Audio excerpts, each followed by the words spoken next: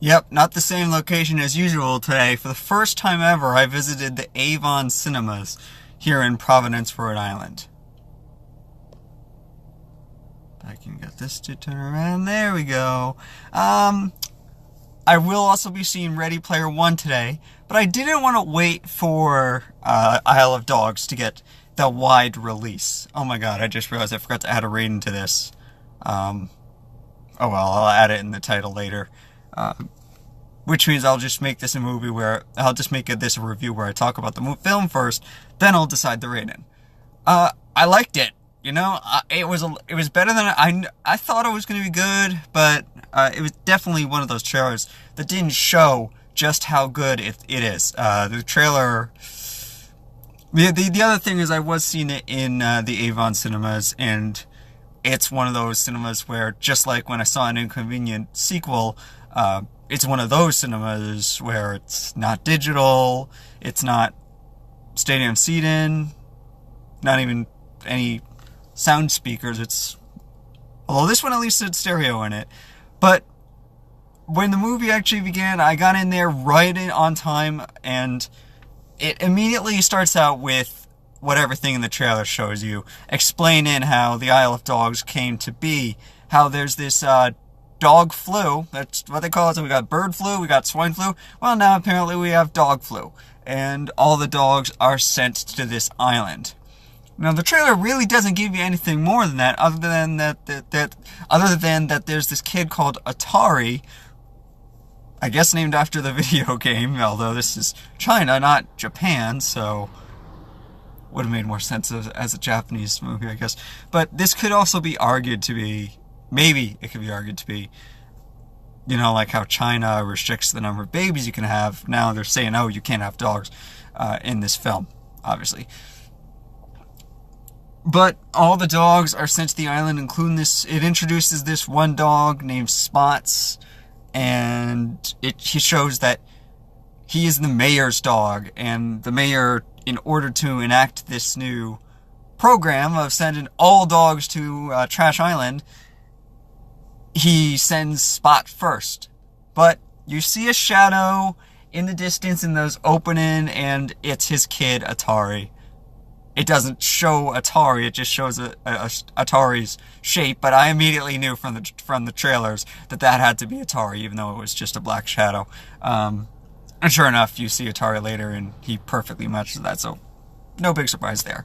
Surprised if you hadn't seen the trailer, but anyone who's seen the trailer knows who that's going to be.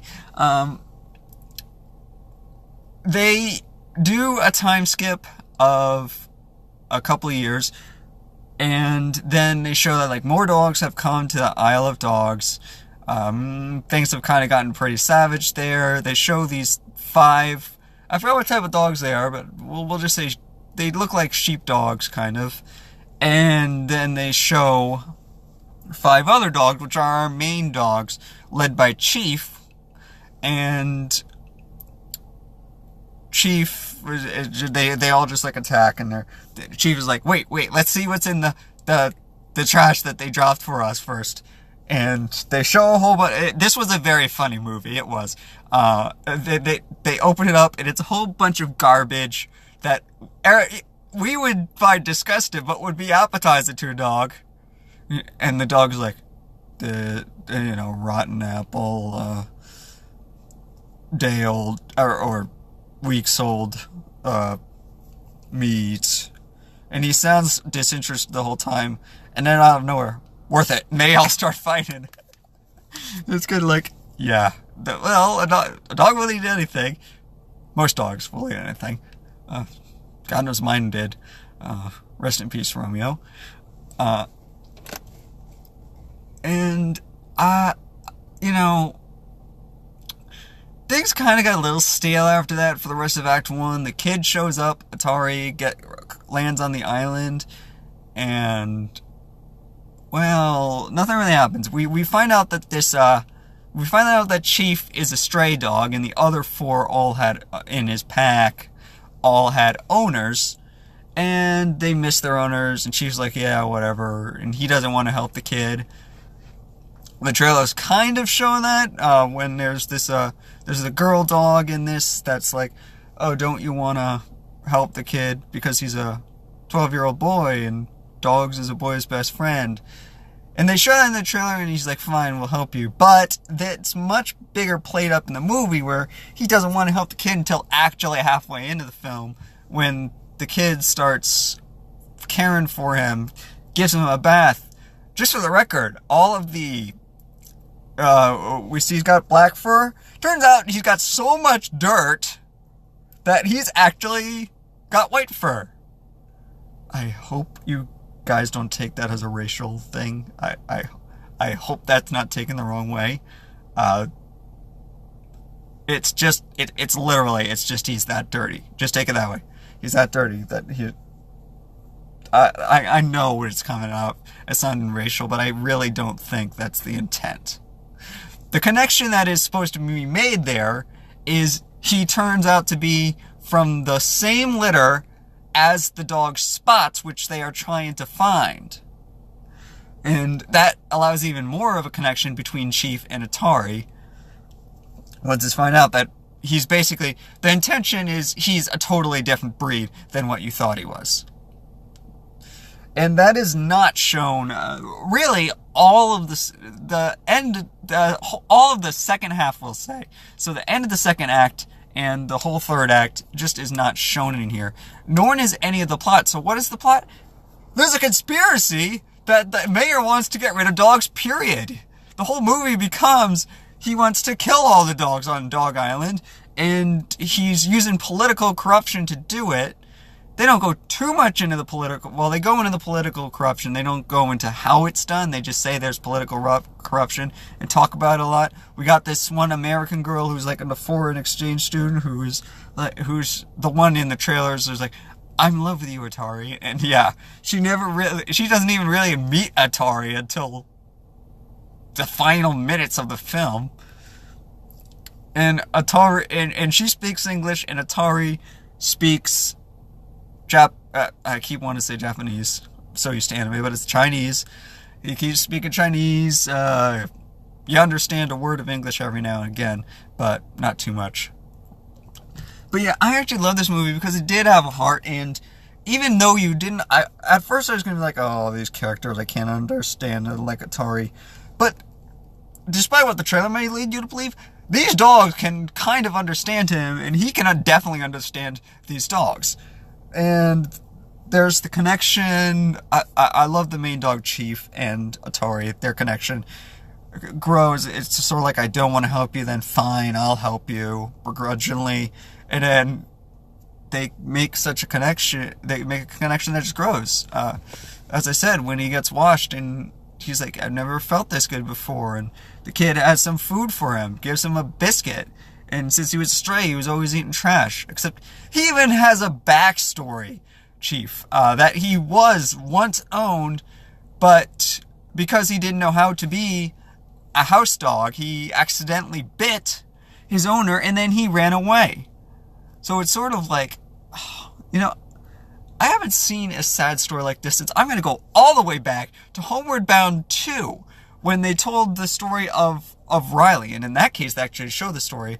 The kid didn't want the dog, and so they just left him in a gutter. Well, and in a box in the rain. And there was very sad music playing that. And it was like, oh, that's just so sad. Homeward Bound 2. I honestly think Homeward Bound... I know that this is not a wide belief, but I believe that Homeward Bound 2, emotionally and character-wise at least, is stronger. Well, story-wise too. I liked Homeward Bound 2, Lost in San Francisco, better than Homeward Bound 1, An Incredible Journey. I do. I'll rewatch Homeward Bound 2, but not so much Homeward Bound 1 anymore.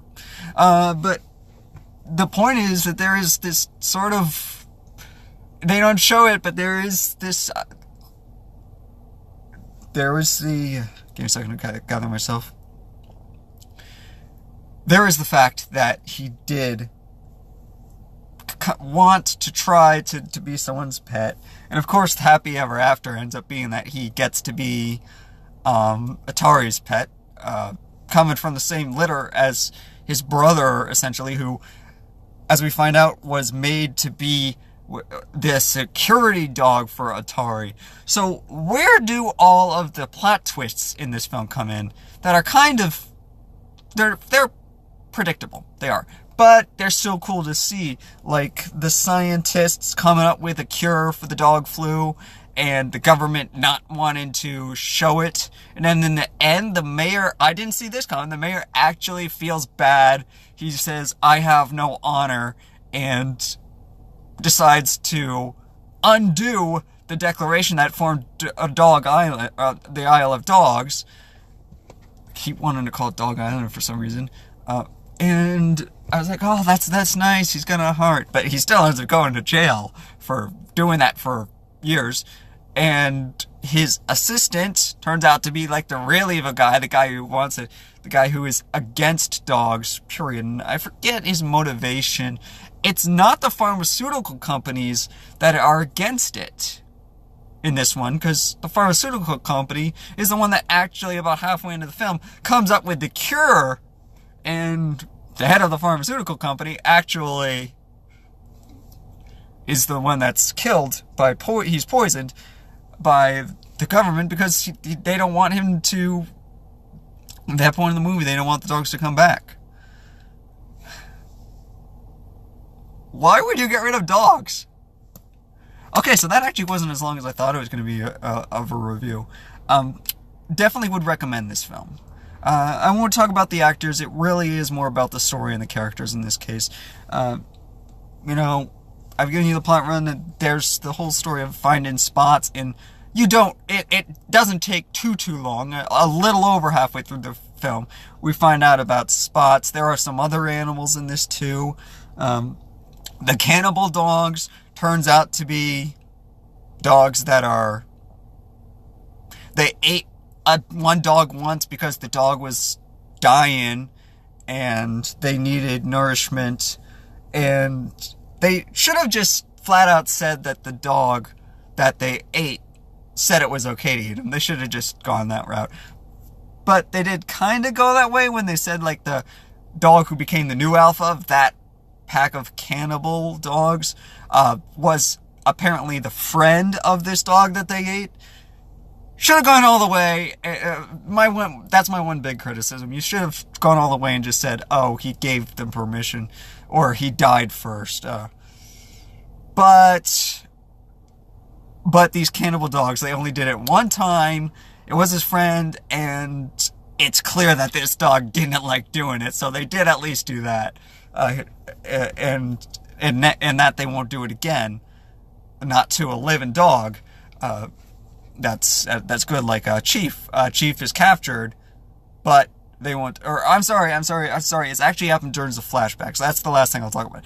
Many flashbacks. Some of these, there were parts where this was hard to understand. And just when I start thinking, man, I don't get this, they would do a flashback that would answer it. They did flashbacks for how Atari got to the island. The trailers don't show that. I thought that Atari was just going to appear. Well, yes, he does just appear, but then a minute later they do a flashback to show how he appeared. The mayor finds out and orders the guy from the pharmaceuticals to be poisoned. I'm like, why is he being poisoned? Flashback to the guy finding the cure, and it is an interesting thing that I haven't seen before, where it's like they'll explain something, or if I have seen it, I don't see it much, where they explain something, it's like, or I'm sorry, where they show something, it's like, why did that happen? And then a second later, they explain it. And it's used properly here. It's used several times where they use the flashbacks correctly. I'm going to go there. I'm going to bring an anime to this for a second. And I'm going to use my favorite one, yes, but I'm going to use, it's like, why is the nine-tailed fox in Naruto this way? You never find out. You think he's just a bad guy, and then why would he change to the side of good? And it's like, he's changed to the side of good. That's great.